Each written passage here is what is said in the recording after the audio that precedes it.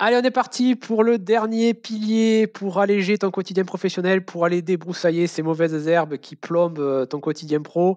Donc, un endroit où elles peuvent se cacher, ben, c'est toi. Voilà, ça y est, le dernier pilier est dévoilé.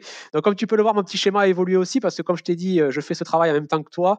Voilà, j'ai vu qu'il y avait des mauvaises herbes qui étaient dans le moi qui, du coup, avaient un impact sur les relations professionnelles. Tu vois, comme quoi, moi, ce travail, ça fait plusieurs fois que je le fais. Et à chaque fois, ça permet de sortir de nouvelles choses. Euh, voilà. Donc, on a vu en début de semaine, tu te rappelles, les tâches et projets, on a fait les relations professionnelles, on a aussi fait l'énergie, le bien-être professionnel, on a fait l'environnement physique et numérique. Voilà, j'ai une question aussi qui est venue d'une personne qui nous a dit ah, tu nous as pas donné une petite histoire pour illustrer ce pilier comme les autres. Oui, c'est vrai, mais l'histoire que je donne souvent, c'est celle de l'établi de mon grand-père. Hein, voilà.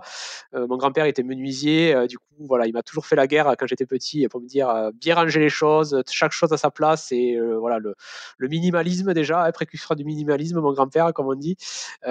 C'est encore une fois, voilà, si tu passes ton temps à chercher tes outils, tes choses, tes informations, tes machins, mais ça va vite t'épuiser professionnellement. Donc voilà, c'était un peu l'idée de hier. Donc aujourd'hui, on attaque avec un gros morceau qui est le toi. Toi, c'est quoi? C'est tes blocages inconscients, tes automatismes. Voilà, on en vient sur la partie en général qui fait pas trop plaisir. Euh, Ta personnalité, voilà, tous ces angles morts que tu vas avoir chez toi et qui du coup vont avoir un impact sur les quatre autres piliers. Donc ça, c'est important encore une fois d'aller faire ce travail-là et de le creuser. Alors c'est le plus difficile à faire tout seul parce qu'encore une fois, en général, c'est bien d'avoir un miroir. Donc n'hésite pas à me contacter si tu te sens bloqué sur ce truc-là. Et si tu vois que dans ton boulot, tu te retrouves souvent dans les mêmes situations, que tu as un peu les mêmes émotions qui reviennent, les mêmes pensées, voilà, il y a peut-être un truc qui se cache en sous-marin, comme j'appelle. Donc, ça peut être très, très, très intéressant d'aller creuser tout cet aspect-là de ton quotidien professionnel. Parce qu'encore une fois, ce que tu vas faire au quotidien voilà, dans ton boulot, ça va respirer ta personnalité. Donc, il est évident que si tu as des casseroles à ton niveau, ben, il y a de fortes chances que ça se ressente aussi dans ton boulot.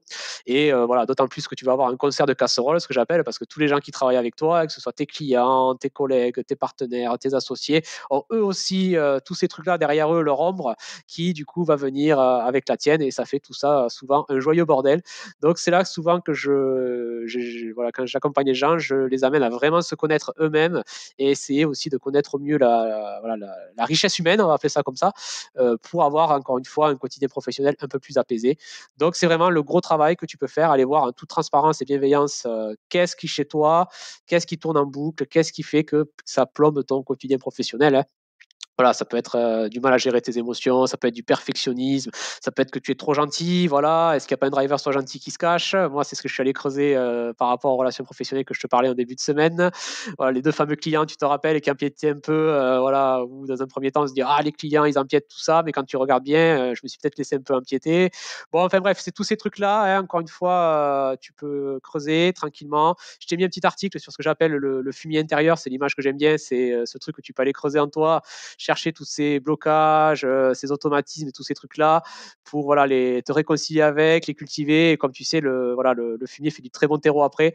Donc voilà, gros morceau, ouais, je te cache pas. Mais voilà, si tu veux vraiment faire un travail complet sur alléger ton quotidien pro, c'est là que tu peux aller voir s'il n'y a pas des choses que tu peux aller creuser, t'alléger, encore une fois, de tous ces trucs-là.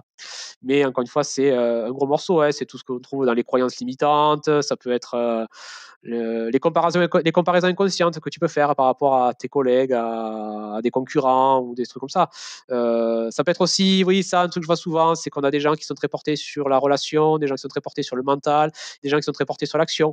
Voilà, des gens qui sont trop sur l'action et qui délaissent le fait de se poser de temps en temps et de faire de la stratégie, ou des gens qui sont tout le temps dans l'action ou qui sont tout le temps dans le mental et qui délaissent la partie relation et qui du coup se retrouvent isolés, voilà, ou des gens qui exploitent trop le mental mais qui n'arrivent pas à passer à l'action. Tous ces trucs-là, voilà, tu vas pouvoir le creuser, creuser, creuser en toute lucidité. Donc encore une fois, ici, je te donne des exemples, hein, voilà, tu fais ce travail-là, comme on a dit, tu, tu notes bien tes points, tu notes, et voilà, tu vas arriver à la fin à faire ton schéma. Encore une fois, ne te laisse pas influencer par le mien, tu l'adaptes. Et comme tu peux le voir, moi, voilà, il y a la pointe vers le toit qui est passée à 30, donc c'est sur 100. Hein. Encore une fois, je t'avais expliqué comment je faisais. Voilà, et relations professionnelles est redescendu à 30 alors que c'était à 40 parce que j'ai vu qu'effectivement, dans mon problème de relations professionnelles que j'ai identifié en début de semaine, il y a une part du toit aussi du mois, pardon, qui du coup a un fort impact. Voilà, bon, tu as compris la logique, je te laisse avec ça pour ce dernier jour hein, et on se retrouve demain pour l'épilogue et le final.